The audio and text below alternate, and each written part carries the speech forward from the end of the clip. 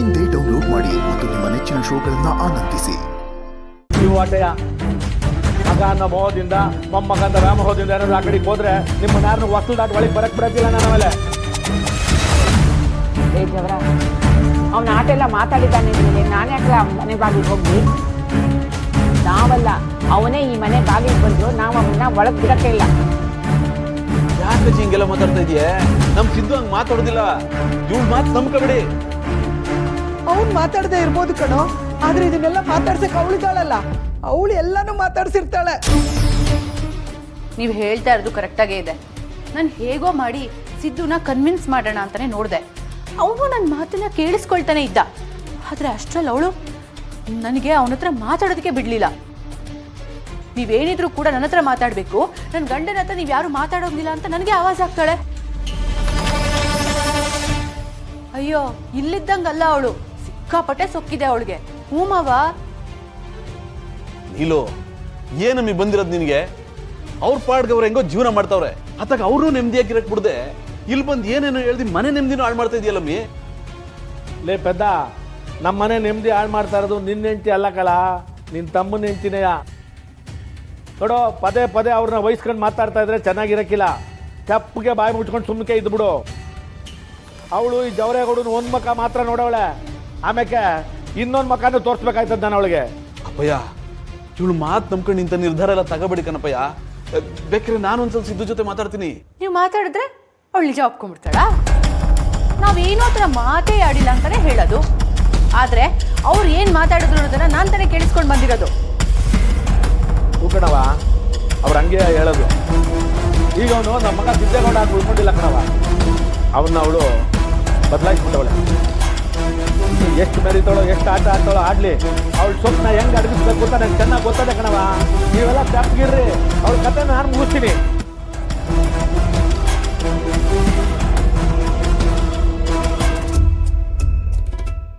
ಏನಾದರೂ ಮಾಡ್ಕೊಳ್ಳಿ.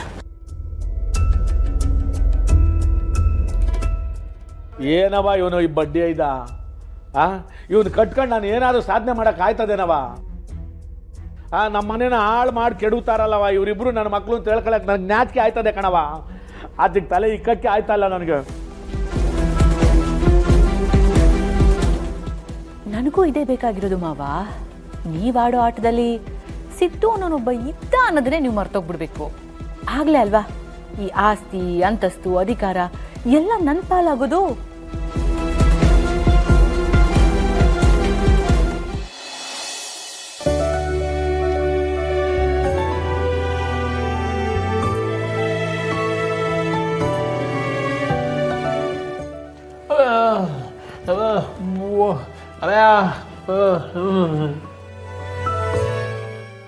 ಈಗಾಗಲೇ ಹೊಟ್ಟೆ ತುಂಬೈತೆ, ಇನ್ನೂ ತಿಂದರೆ ಕೆಲಸ ಮಾಡೋಕ್ಕಾಗಕ್ಕಿಲ್ಲ ಅಂತ ಹೇಳ್ತವ್ರೆ. ಅರೇ, ನಿಮಗೆ ಕೆಲಸ ಮಾಡಿ ಅಂತ ಯಾರು ಹೇಳ್ತಿದ್ದಾರೆ? ತಗೊಳ್ಳಿ ನೋಡಿ, ನೀವಿಬ್ಬರು ಕೆಲಸ ಎಲ್ಲ ಬಿಟ್ಟು ನನ್ನ ಜೊತೆ ಇಲ್ಲೇ ಇದ್ಬಿಡಿ, ಆಗ ನಾನು ಸಂತೋಷವಾಗಿರ್ತೀನಿ ನೋಡಿ.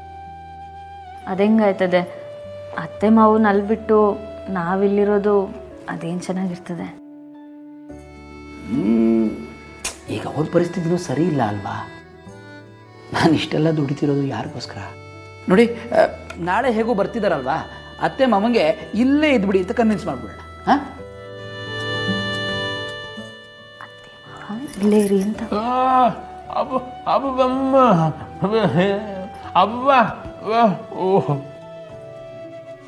ಅಪ್ಪ ಸ್ವಾಭಿಮಾನಿ ಅಂತನಾ? ಅದು ಸರಿನೇ, ಹೋಗ್ಲಿ ಬಿಡಿ. ಅವರು ಖುಷಿಯಾಗಿ ಸಂತೋಷವಾಗಿ ಎಷ್ಟು ದಿನ ಇಲ್ಲಿರ್ತಾರೋ ಇರಲಿ ಅಂತ ಹೇಳೋಣ.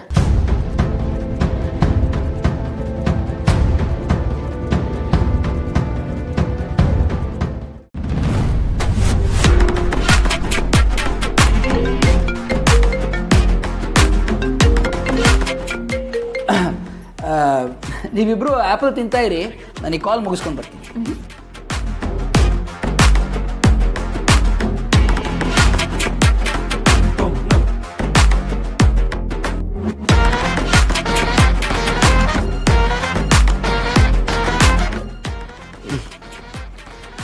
ಹಲೋ ವಿಶ್ವ, ಹೇಳು, ಗುಡ್ ನ್ಯೂಸ್ ಕೊಡೋಕೆ ಫೋನ್ ಮಾಡಿದ್ಯಾ? ಗುರುಗಳಿಗೆ ತೋರಿಸಿದ್ದಾರಿನ ಶಿಷ್ಯ ಫಾಲೋ ಮಾಡಲೇಬೇಕಲ್ಲ ಸರ್.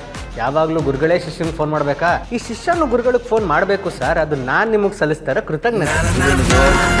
ನಿಮ್ಮ ಮಾತಿನ ಘಟನೆ ಬದಲಾಗಿರೋ ಹಾಗಿದೆಯಲ್ಲ. ನಾನು ಅವತ್ತೇ ಹೇಳಿದೆ ಬೇಕಲ್ಲ ಅದ್ರ ಜಯಂತಿ ಆಗೋದಿಲ್ಲ. ನನ್ನ ಚಿನ್ನ ಅದಕ್ಕೆ ನಾನು ನಿಮಗೆ ಕಾಲ್ ಮಾಡಿದ್ದು. ನೀವು ಮಾತ್ರ ನನಗೊಂದು ಒಳ್ಳೆ ಫಿಲಮ್ ಕಳಿಸಿದ್ರಿ. ನಾನು ನಿಮ್ಗೆ ಒಂದು ಒಳ್ಳೆ ಫಿಲಮ್ನ ಆನ್ಲೈನಲ್ಲಿ ತೋರಿಸ್ತೀನಿ ಸರ್. ಒಂದ್ಸಲ ಕಾಲ್ನ ವೀಡಿಯೋ ಕಾಲ್ ಕನೆಕ್ಟ್ ಮಾಡಿ. ಒಂದು ಸುಮ್ಮನೆ ಆಟಗಳು ಆಡಬೇಡ. ನನ್ನ ಚಿನ್ನ ಮರಿನ ಯಾವಾಗ ಈ ಶಿಶು ಮಾತ್ರ ಅಷ್ಟು ಮಾಡಲ್ಲ ಸರ್. ಎಲ್ಲ ಒಂದು ಸಲ ಸರ್ ಅವ್ರಿಗೆ.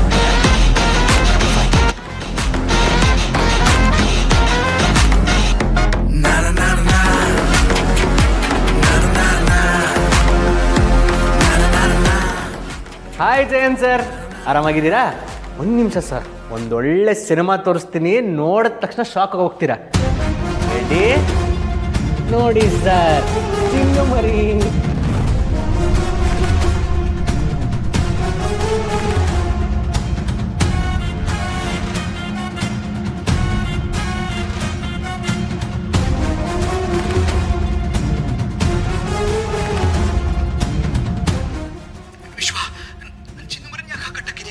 ಯಾಕೆ ಜಯಂತ್ ಸರ್, ಇದು ನಿಮ್ಮದೇ ಅಲ್ವಾ ಪ್ಲ್ಯಾನು?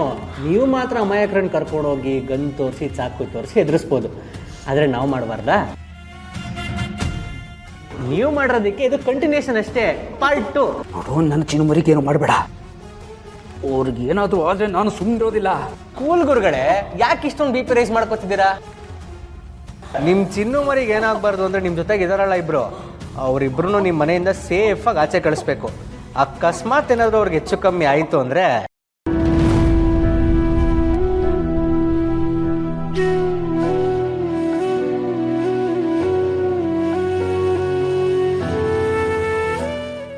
ಲಕ್ಷ್ಮಿ, ಏನು ಯೋಚನೆ ಮಾಡ್ತಾ ಇದ್ಯಾ? ಏನು ಯೋಚನೆ ಇಲ್ಲ ರೀ. ಯೋಚನೆ ಮಾಡುವಂಥದ್ದೇನಿದೆ? ಇಷ್ಟು ವರ್ಷ ನಿನ್ನ ಜೊತೆ ಬಾಳ್ವೆ ಮಾಡಿದ್ದೀನಿ. ನಿನಗೆ ಯಾವಾಗ ಖುಷಿ ಆಗುತ್ತೆ, ಯಾವಾಗ ದುಃಖ ಆಗುತ್ತೆ ಅಂತ ನನಗೆ ಅರ್ಥ ಆಗಲ್ವಾ? ನನ್ನ ಸಮಾಧಾನಕ್ಕೆ ಈ ಮಾತು ಹೇಳ್ತಾ ಇದೆಯಾ? ಈ ಮನೆಗೋಸ್ಕರ ಎಷ್ಟೆಲ್ಲ ತ್ಯಾಗ ಮಾಡಿದ್ಯಾ, ಎಷ್ಟೆಲ್ಲ ಕಷ್ಟಪಟ್ಟಿದ್ಯಾ. ಆದರೆ ಹೀಗೆ ನಾವು ಸೋತೋಗೋ ದಿವಸ ಇಷ್ಟು ಬೇಗ ಬರುತ್ತೆ ಅಂತ ನಾನು ಅಂದ್ಕೊಂಡಿರಲಿಲ್ಲ ಲಕ್ಷ್ಮಿ. ಯಾಕ್ರಿ ಹೀಗೆಲ್ಲ ಮಾತಾಡ್ತಿದ್ದೀರಾ? ನಾನು ಬದುಕಿರೋವರೆಗೂ ನಿಮ್ಮನ್ನ ಸೋಲೋದಿಕ್ಕೆ ಬಿಡೋದಿಲ್ಲ.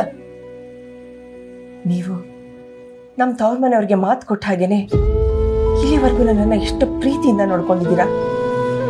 ನಿಮ್ಮಷ್ಟು ಪ್ರೀತಿ ಮಾಡೋ ಗಂಡನ ಪಡೆಯೋದಿಕ್ಕೆ ನಾನು ಎಷ್ಟು ಪುಣ್ಯ ಮಾಡಿದ್ದೆ ಗೊತ್ತಾ? ಬಿಡಿ, ನಮ್ಮ ಅತ್ತಿಗೆಗೆ ಫೋನ್ ಮಾಡಿ ಇಲ್ಲಿ ಪರಿಸ್ಥಿತಿನ ಹೇಳ್ಬಿಡ್ತೀನಿ. ಬೇಡ ಲಕ್ಷ್ಮಿ,